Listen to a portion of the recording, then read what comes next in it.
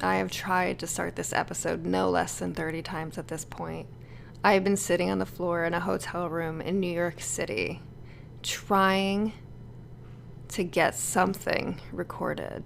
I start, and then like 5 minutes in, I'm like, what am I talking about? And maybe that's what I should talk about. Honestly, I just spent the last like 3 hours roaming the streets of New York, just trying to empty my mind, trying to come down from this time that I've spent here with my family. And every time I visit, something inevitably happens. There's always some sort of chaos. And like I said in the last episode, about 3 days before I got here, my mom had to put her mom into a senior living facility. And if you know my mom, which you guys do, it's a lot. You know what she's like. So for her to have to make that kind of decision, and then to have visitors, so me, my husband, and my son in her space. And then, of course, we all got COVID the first week we were here. And, she still works. It's a lot, There's been a lot going on. And there's good things and, like, bad things. And I can't seem to even figure out how to explain it all. Because, honestly, it keeps changing.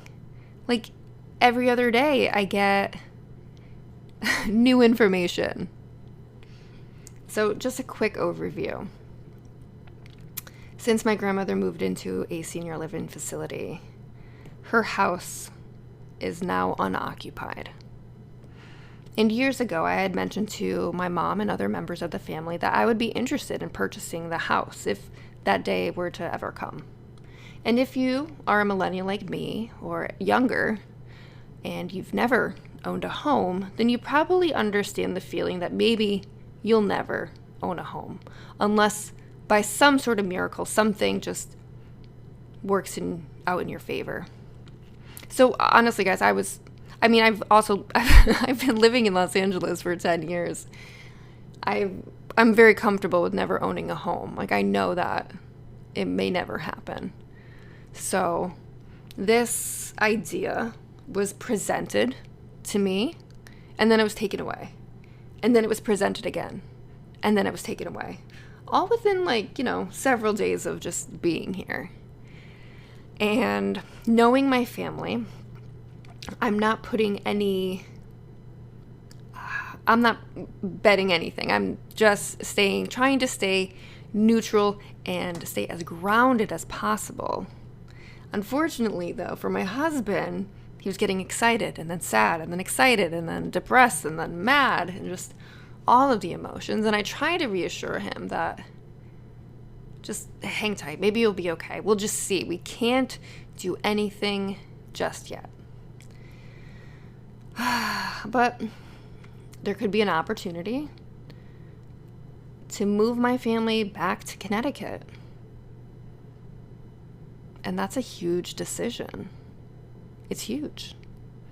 And it's also moving back to my hometown. That's where the house is. And that doesn't bother me. I know that I wouldn't be moving back the same person. I don't have the same temperament and demeanor or perspective anymore.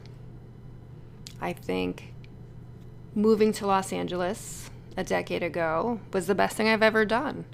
When you live through a traumatic event, you can either face it head on or run away. And I ran away. But I ran away because, think about it. Sky went missing when I was 24. That's like a crazy time to deal with something so major. I didn't know who I was. I didn't know what I wanted. And then to live in the shadow of that with not knowing, with just being paralyzed with inability. Leaving was the best thing for me. And so I feel like if I were to move back to Connecticut, I'd move back stronger and different and just better overall. Like, I can handle anything. And that's what I feel like at this point in my life. Like, I can handle anything. You know, almost.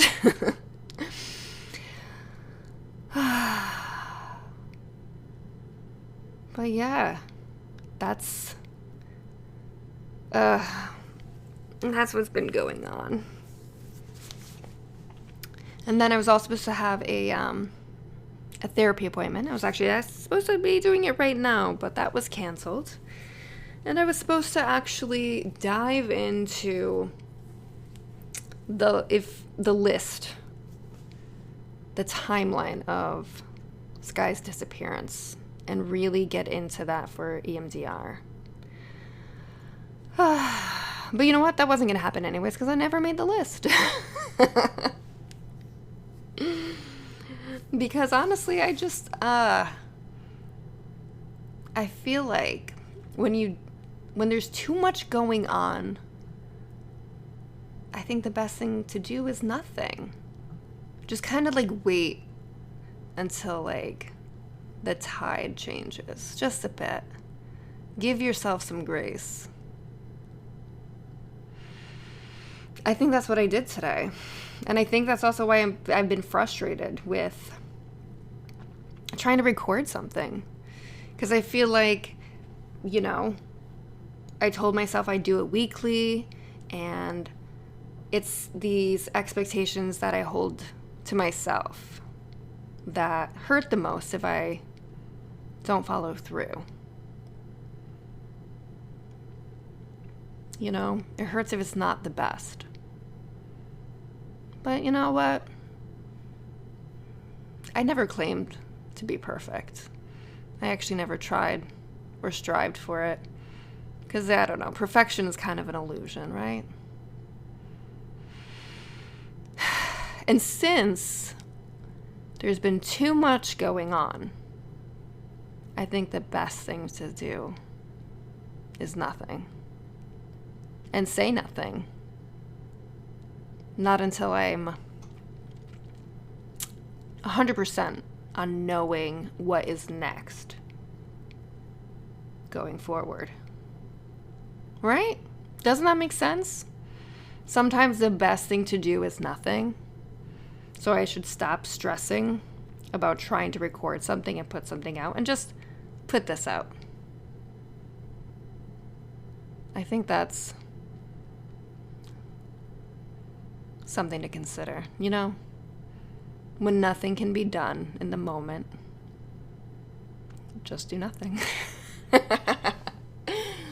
Oh, and I am done. I am done trying to record anything else.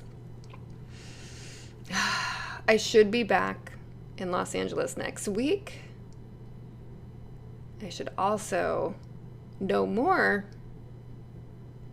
about whether or not I can make this cross-country move. Or maybe I just stay in Los Angeles and figure out my life there. This has been Therapy Notes, episode 14.